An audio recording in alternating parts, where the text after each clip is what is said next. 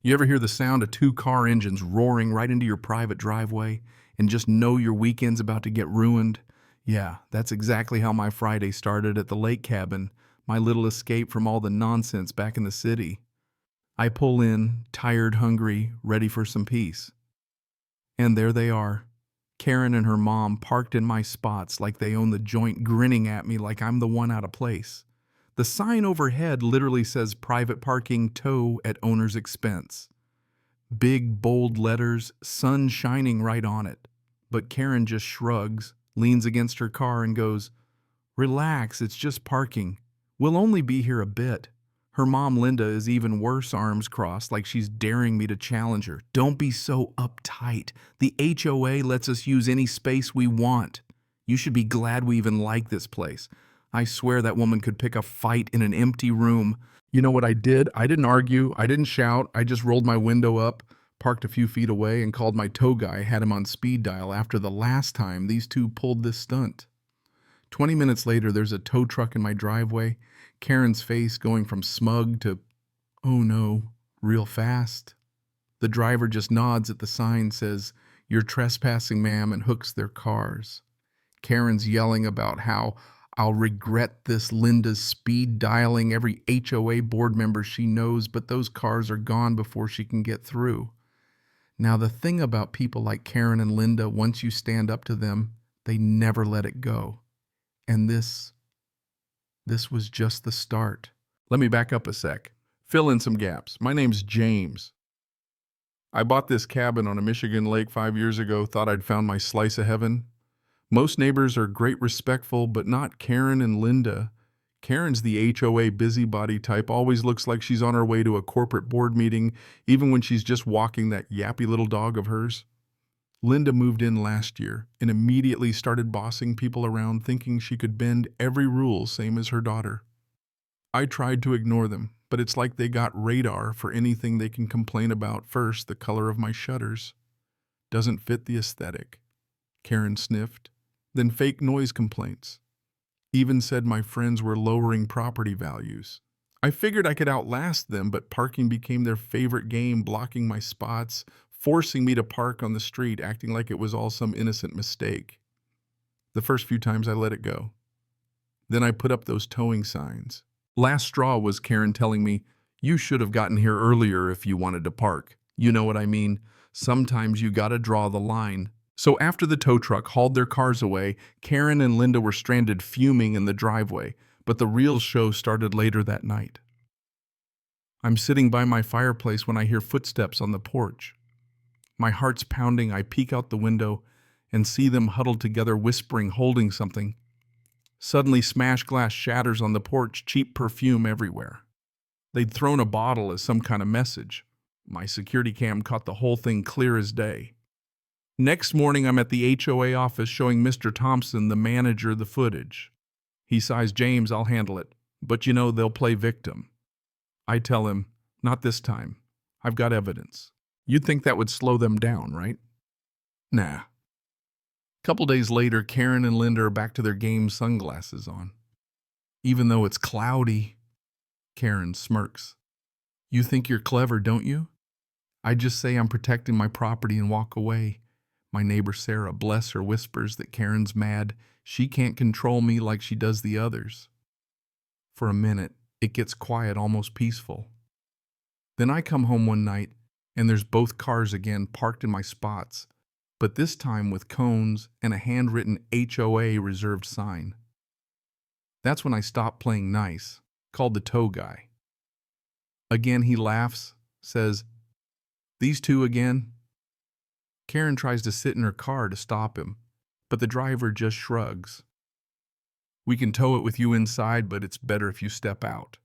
She finally does, screaming the whole time, Linda shouting into her phone for backup. Neighbors are watching from their windows, some rooting for me, some for the drama. The tow trucks roll away and Karen hisses, "You made a big mistake." I tell her, "No, you did." But that night, things went from petty to dangerous. My security alarm blares around midnight. I run outside with my flashlight and spot a figure near the dock cutting at my boat ropes. I yell and whoever it is bolts, but later on the camera, it's Linda plain as day. Now it's war. I start thinking I need real help, so I call my cousin Mark, who runs a security company. But before his guys can show up, things get worse. That evening, Linda barrels down my driveway, screeches to a stop, jumps out waving a crowbar, face twisted with rage. "You'll pay for this, James," she screams. Karen's egging her on phone up filming. I back up onto the porch, try to stay calm, tell her to put it down, but she just laughs. "You made the mistake touching my car." I press my phone's emergency button, 911 on the line. Sirens are coming. My neighbor Sarah runs over, yells, "Stop this madness!" I flip the porch light on full blast, and finally Linda and Karen back off, peel out before the cops show up. The police take my statement, I hand over all the footage, but I know the HOA will try to spin it against me. Sure enough, next morning I get an email from the board accusing me of disturbing the peace-threatening fines, all of it twisted backwards. I reply with every scrap of proof I've got and warn them if they don't drop it, I'll see them in court. The whole neighborhood's buzzing. Some people back me, some warn Karen's bragging she'll get my cabin condemned. I upgrade my insurance, reinforce the cameras, and tell Mark's guys to keep watch. It's tense, but for a few days nothing happens. Until the next storm. That Friday I pull up spots empty, and for a second I think it's over. Then Karen and Linda around the corner block me in again, toss a lawn chair between their cars like they're settling in for a show. Rain's pouring down, but I call the tow supervisor, ask for 2 trucks this time. Karen dances in the rain, mocking, "You think anyone will come out in this weather?" The trucks pull up, lights flashing, drivers unfazed.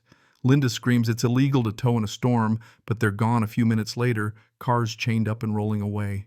As the trucks disappear, Linda shouts, "If the HOA won't stop him, we will tonight." Later, I hear a crash, my dock torn apart, Karen smashing it with a sledgehammer while Linda shines a flashlight and eggs her on. I yell, "Tell her she's being recorded." Karen hesitates, but then smashes another beam. I call 911, describe everything, and when the cops arrive, they see the mess, watch the footage, and say, "I've got enough to press charges." Neighbors come to help clean up Sarah George. A few others tell me Karen and Linda have been terrorizing everyone for years, but no one ever fought back. The next night, I catch Linda slashing my truck tires. Karen on lookout, but this time I block them in. Neighbors call the cops, and they're arrested for trespassing and attempted vandalism. You'd think that'd be the end, right? Not even close. The HOA president herself storms to my door, says I've gone too far, threatens to revoke my residency. I laugh, tell her I'm the only one fighting for the community, and she leaves furious. Then the escalation. Karen and Linda break into my shed, lighter and gas can in hand, threaten to burn it down. I grab the hose, douse the flame before it catches. Neighbors call the cops, more arrests. But Karen locks eyes with me from the back of the squad car and mouths, "This isn't over." The HOA tries to hold a meeting blaming me for aggressive actions, but Sarah brings statements from half the neighborhood backing me up. I play all the videos, show every police report, and the board finally suspends Karen and Linda's privileges, bans them pending investigation. But the story's not done. Linda gets out on bail and brings backup, her nephew, this big silent guy who cracks his knuckles and tries to scare me off my own porch. I call the police, hit every alarm, and finally the HOA president shows up, tells me Karen and Linda are officially banned, their houses up for sale to cover damages. All fines against me reversed. The neighborhood celebrates, Sarah brings pie, people shake my hand, but peace doesn't last long. A week later, my cameras catch a new figure lurking in the woods. A woman who looks just like Karen, cold smile disappears into the trees. Turns out it's Karen's sister, Kristen, out for revenge. She tries to break in, attacks me and my neighbor, even torches Sarah's house before we stop her. She's arrested after one final showdown. Police take her to a high-security facility, and at last the nightmare's over, or so I think. So now I sit on my porch, lake calm, dock repaired, but my phone buzzes with a message. You think you're safe. You've only seen the beginning. And I realize in neighborhoods like this, the fight for your home never really ends. It just changes faces. What would you have done? Stand your ground or walk away? Let me know what you think about justice, community, and the madness of HOAs down below.